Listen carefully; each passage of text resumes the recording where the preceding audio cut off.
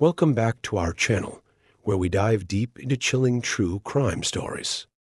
Today, we're unraveling the harrowing saga of Karl Karlsen, a tale marred by deceit, tragedy, and a chilling pursuit of wealth. On January 1st, 1991, firefighters rushed to a blazing house in Murphys, California.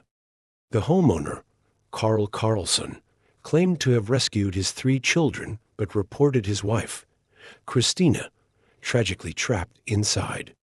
Despite his story, details soon began to paint a sinister picture. Investigators pinpointed the fire's origin near the bathroom where Christina was taking a bath. Oddly enough, the bathroom window was boarded up, and there was a strong smell of kerosene. Karl explained these anomalies by saying the window had been broken for some time and that he'd accidentally spilled kerosene a few days prior, but his explanations did little to quench the growing suspicion. Adding to the mystery, Karl had taken out a substantial life insurance policy on Christina just weeks before the fire, a move that later netted him over $200,000.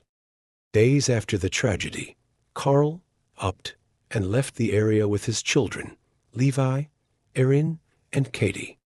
He was apparently unfazed about missing the funeral of his late wife, whom he casually referred to as a crispy critter.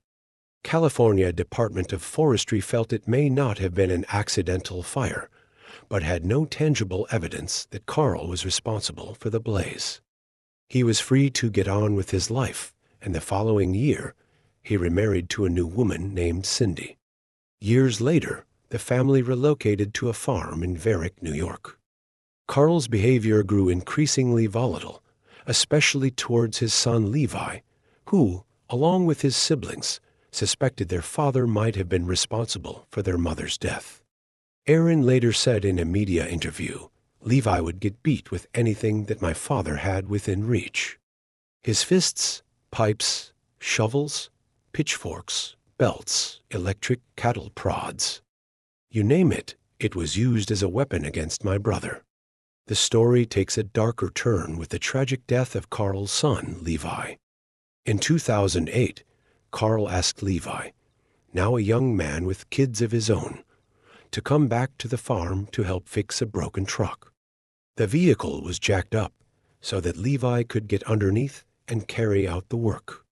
According to Karl, the jack sustaining the truck had apparently slipped, causing the truck to collapse onto Levi, crushing him to death. Just days before, Karl had persuaded him to take out a $700,000 life insurance policy. Once again, Karl benefited financially from a family member's death. His family later recounted how Karl embarked on a spending spree, buying brand new farm equipment and even starting a new business raising ducks for sale to high-end New York restaurants. As Karl's second marriage began to crumble, his wife Cindy grew suspicious. Fearing for her life, she discovered Karl had taken out a $1.2 million insurance policy on her.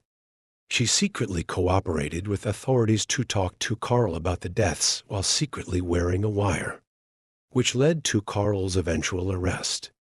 Karl Karlsen was convicted of murdering his son Levi in 2013 and later, in 2020, for the murder of his wife Christina, decades after her death. Investigators also uncovered he had taken out large insurance policies on Levi's young children, showing a chilling pattern of premeditated murders for profit. Karl Karlsen's story is a grim reminder of how greed can drive a person to commit the unimaginable. Thank you for joining us in unraveling this tragic story.